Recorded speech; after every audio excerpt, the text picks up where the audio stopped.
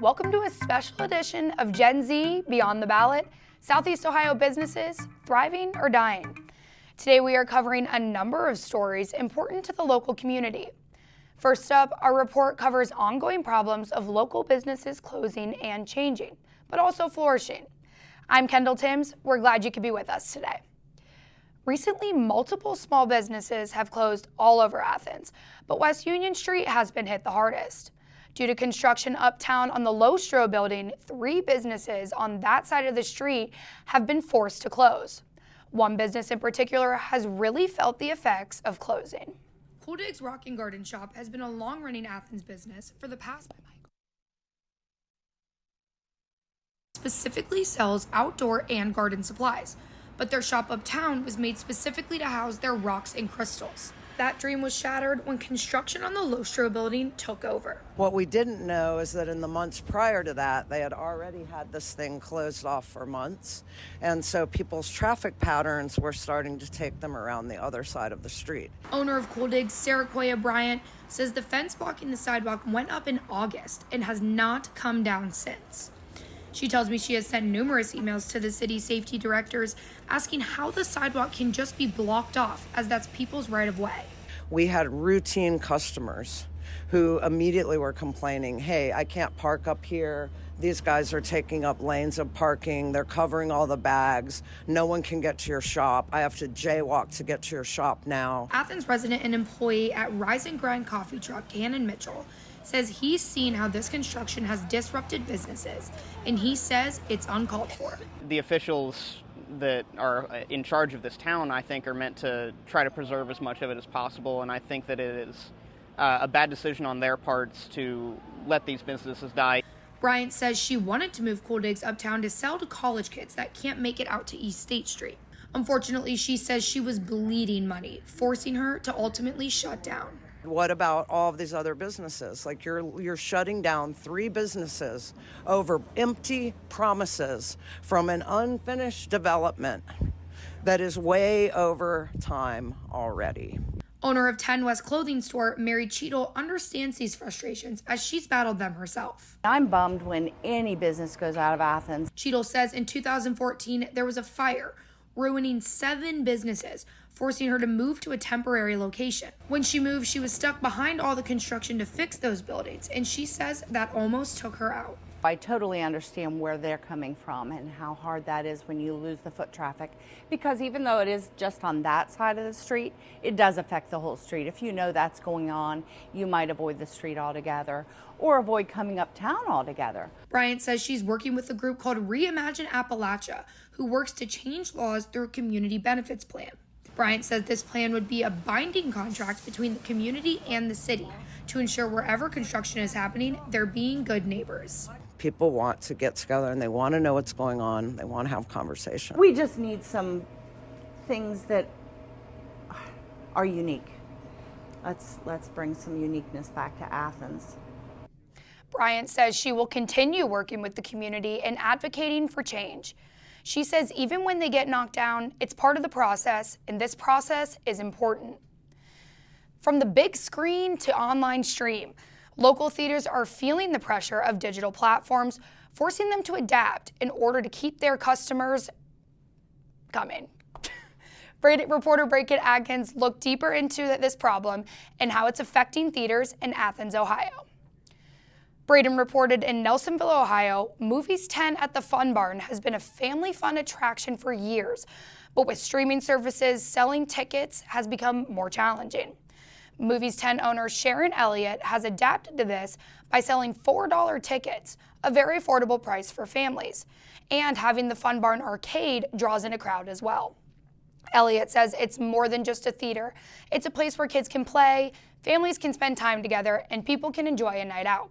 Other theaters, such as the Athena Cinema, are also making changes by hosting fun events for locals and students, like rooftop movie nights and cocktail and mocktail nights. So despite movie watching habits changing, local theaters are finding new ways to stay relevant, which is a good thing. To read Braden's full article and report, go to hearmyvoice.com. Still to come, economic development in Gloucester, how businesses are dealing with AI, and a look at rent prices. Are they fair or unfair? We'll be right back. Stay with us.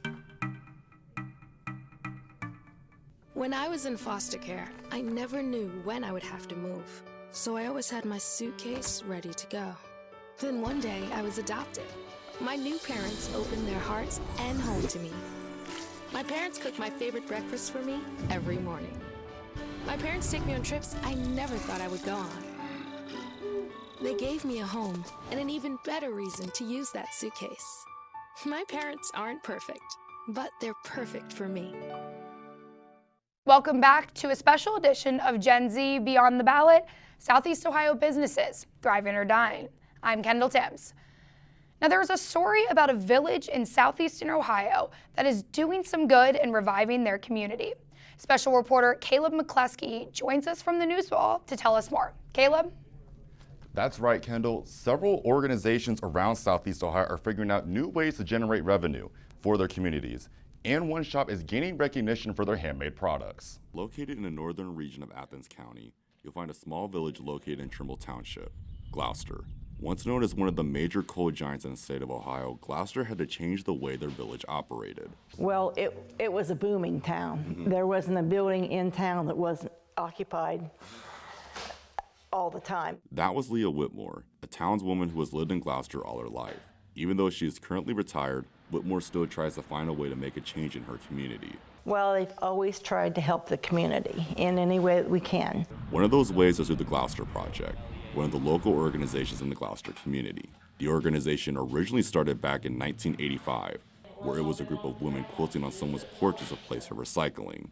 Then over time, the group expanded to what it is today. We've been a thriving organization, and we've had slow times, we've had bad times, and we've had great times. The building for the Gloucester Project used to be a train station when those railways were active in the village. Now it's considered a place of change and development. You know, it's always been thriving. They always do things to help the community. They give a scholarship every year to the Trimble students, and just raise funds for different programs around. And just, you know, they're busy all the time. And we're always working towards something. On a day-to-day basis, Whitmore and other individuals create different kinds of quilts, rugs, and other handmade crafts in the shop. The money they make from their sales go towards their future projects and other organizations within the community. Or like right now, we're planning on helping to replace the cross in town, which that's been an icon of the town forever, longer than I've been around. From sponsoring local district sports teams to hosting dinners to raise money. For Whitmore, the purpose is making a difference. Unless you've lived around here and you come through, you probably can't see a difference, but there is a big difference. And this place really has made a big difference. And there's several organizations in town that have done good. There's a lot to do here, and they're working on a lot of things. There's a lot of good people here. You won't find people any better anywhere else than here. And if you need something, they're there. So as you heard, it's all about community. Something happening in Gloucester as well as right here in Athens, Ohio, and other surrounding areas. Good news all around for these businesses. Reporting for Gen Z Special Edition, I'm Caleb McCleskey, live in studio. Thanks, Caleb. That is really great news. So nowadays, it's hard to talk about any type of business without talking about AI. There's a lot going on with this here locally. The U.S. Chamber's Empowering Small Business report shows almost 1 in 4 small businesses are adopting artificial intelligence to enhance working efficiency. Now, Maggie Hackworth did a special report on this. Now, she joins me here now. Thanks for being here. That's right, Kendall. It's great to be here. So you talked to these businesses about adapting AI technology. What did they say? Yeah, so we found out that while many businesses across the nation are embracing AI, local businesses here in Athens are not jumping on the digital wagon anytime soon. Okay. In fact, the owner of one business, Athens Bagel Street, Megan Meyer, says they like to keep it old school. She said, quote, "Typically, Bagel Street Deli is slow to evolve technology. So other than social media assistants, we don't use AI tools for much of anything at BSD," end quote. Similarly, I spoke with employees at the Athens independent bookstore, Little Professor, and they said they feel they are not ready to use AI technology, but are not opposed to it either. One employee said, quote, current AI capabilities are limited in their helpfulness for small businesses beyond administrative duties, and stores like ours with only 3 employees lack the complexity for such improvements to be necessary or helpful. Most AI tools like ChatGPT are still too likely to pick up false information and so are not trustworthy for most purposes, end quote. The U.S. Small Business Administration mentions AI use does have some fallbacks such as ethical concerns and customer trust. Both Bagel Street and Little Professor believe in using the more traditional approaches of operations. It is a key strength to keep trustworthy relationships and customers, especially locally. Yeah. So for here and now, the local appears they want to stick with what is working for them and their customers, which is good business. Now, where can the audience read your complete story? Well, sure, they can go to hearmyvoiceonline.com and find the complete story. Businesses using AI, where I go in depth with it all. Perfect. I can't wait to read it myself. Thank you, Kendall, for having me. Of course. So shifting gears a little bit, but still aligned with economic development, let's head over to Maddie Kiefer, who has a report on how rent prices affect the economy in Athens. Maddie? Thanks, Kendall. What a story. As someone who's rented in different cities, I was shocked by the price tag difference. It's actually cheaper here in Athens than the national average, and I wanted to find out why. While researching my online story, I found quite a few interesting pieces of information regarding the comparison. To begin, I wanted to start by looking into the national rent crisis, as the average rent in the United States is $1,605, a hefty feat for families and citizens. Along with that, over half of all renters nationally spend 30% of their income on rent and utilities, which is higher than ever. Now taking a look at Athens to compare the drastic difference.